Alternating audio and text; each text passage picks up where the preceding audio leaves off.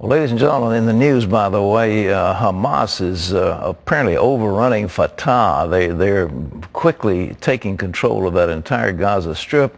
And from there, that so-called Palestinian Authority is going to begin to unravel. It's a serious war going on, bloodthirsty war.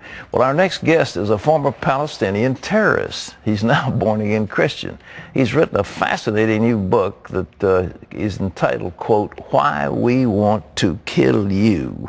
Will you please welcome back to the 700 Club, Walid Shoebat. It's good to have you back with us. See you again, Pat. Thank you. Thank you. It's a wonderful book. I congratulate you on it. Why We Want to Kill You. You know, the Western commentators say, well, these people are poor. They're brought up in substandard conditions, and they envy the West, and they're angry because of the Western affluence, and therefore they want to protest. Is that why they blow themselves up? If the reason for suicide bombing is poverty and lack of hopelessness, why would you never find in the Palestinian areas Christians who commit suicide bombing?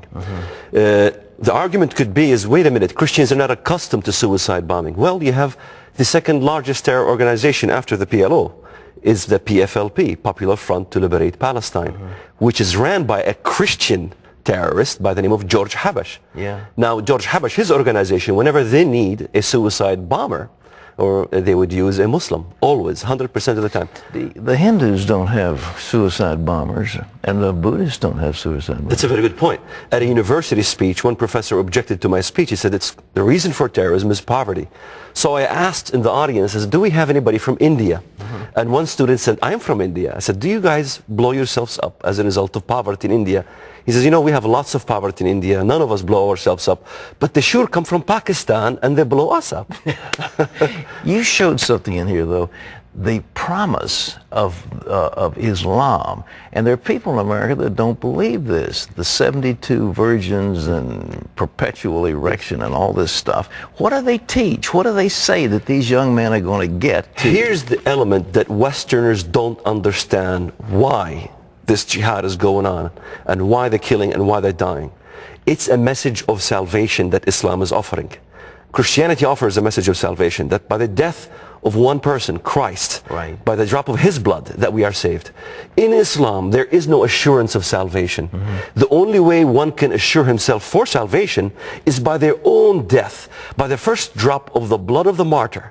He now can enter into heaven and intercede for 70 members of his family or her family. So when my cousin Ra'id got killed, my Aunt Fatima had a wedding celebration. It's the law of opposite. Everything. She had your cousin was killed as a martyr, blew herself up, and they had a wedding celebration. Well, he was killed before he was shot. The Israelis figured out what he was going to do, and he was killed. And my Aunt Fatima had a wedding celebration. This is what the Westerners don't understand. The entire community will come and join in this wedding celebration. The Friday prayer in the mosque will have a festivity for the death of the martyr. The house of the martyr becomes a museum where the entire community flocks to visit. Posters all over the streets for the martyr, because now he's entered into paradise. This is the problem with Islam, is because Islam rejects the intercession of Jesus Christ. However, Islam does offer the intercession of the martyr, the intercession of a sinner. Well, now, he gets 72 virgins, pure black-eyed virgins who've never been touched by jinn or man. It's not just 72 virgins, Pat. Oh, it's not 72? It's 72 mansions. Oh, 72 mansions. In each mansion, 72 beds, and in each bed, 72 virgins. That math staggers me. 72 times 72 times 72. That guy's going to wear himself out for his... It really doesn't make any sense. But the main issue is not that. The main issue is the salvation issue. All right. They want to be saved. And in order to be saved, you die. And because the Quran itself, it says, do not think that the ones who die in the cause of Allah are dead, but are alive with Allah, receiving His blessings. You know, The people in America, you point out in this book about how we have been duped by the so-called moderate Muslims. This is fundamental teaching of the Quran and of the Islamic world, isn't it? You're not talking about some aberrant group. Absolutely. I mean, Ja'far al-Tayyar, at the time of Muhammad, okay, relative of the Prophet Muhammad, died in his suicide act as he attacked the enemy. And he had wings, they call him the Flying Ja'far. So suicide missions was in the time of Muhammad, the Prophet of Islam. The Americans are being duped with this moderate Islam. There are liberal Muslims who don't care about fundamental view of Islam.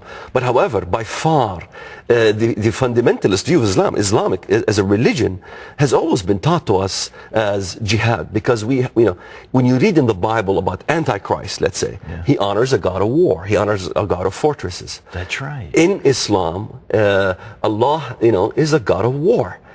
He doesn't honor the desire of women. In Islam, they don't honor the desire of women either. So it's a very antichrist system. Attempts to change times and laws in the Bible regarding the antichrist system. And if you look at Islam, what do they want to do? Change the laws of the world. Sure. So all this interpretation that we had in the West about, what is this about changing the laws? They think it's the cosmos or this. No, it's simply what it says.